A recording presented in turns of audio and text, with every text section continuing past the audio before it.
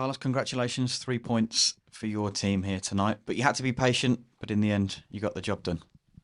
I think it was very important to try to attack without concede counter-attacks. Sometimes I understand that looks like we don't give enough speed to the game, but to break one structure with 10 players defending with 5-for-1 is not easy. You're going to have the ball, it's true, but it's not easy to unbalance the structure and to create the chances that we wanted to create. We try in different ways, and I think in the second half we find the best solution with Grady on the right when Phillips in the left to use very well players that they can have a lot of 1v1 and they can unbalance from the sides.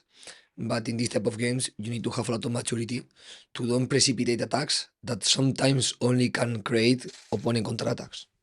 What was your message to the lads at half-time? Was it just to remain patient? More than to remain patient, to value the maturity that they were playing in the first half and to try to increase the details that for me will help us more to attack.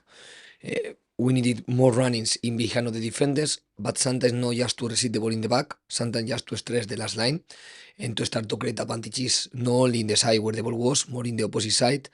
It was more about tactical details, about to give speed to the ball, to pass far passes with advantage, and when the ball arrives to the side, when we have the players who can unbalance the situation, use and insist in these type of actions without concede counter-attacks. How pleasing was it for you when Brandon smashed home that penalty and then Grady added a quick fire second? Did it relieve some of the pressure that was on your team?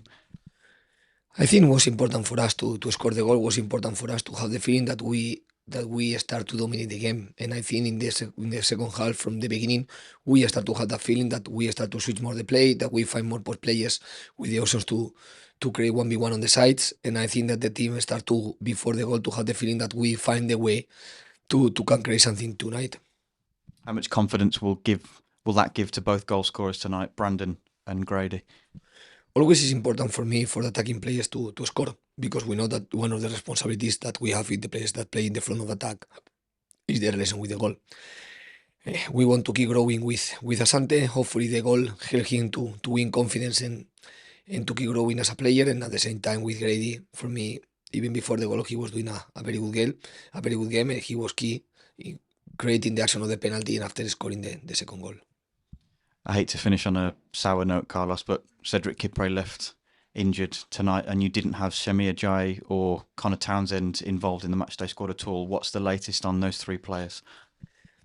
It's difficult to face situations when you are having a lot of injury. And it's true that we are in one period that we are not having some of the attacking plays that are important for us. And now when he was playing Ajayi the last 10 minutes, the other day in the game, he suffered hit on again his ankle and he suffered the same injury that he had before to go in the international break. And today, Kipre, in one action defending one throw-in, he was turning the knee and looks like it's going to be a serious injury that we will know more things tomorrow, after tomorrow, to know exactly how long it will take, but it's not going to be question of days, it's going to be question of hopefully weeks and unfortunately maybe months. And Townsend was sick tonight. That's why he was not involved. So he's not an injury player, and it's important to don't lose more players because it know, of course, our options to compete depend on the players that we have ready, that we need to be ready to compete.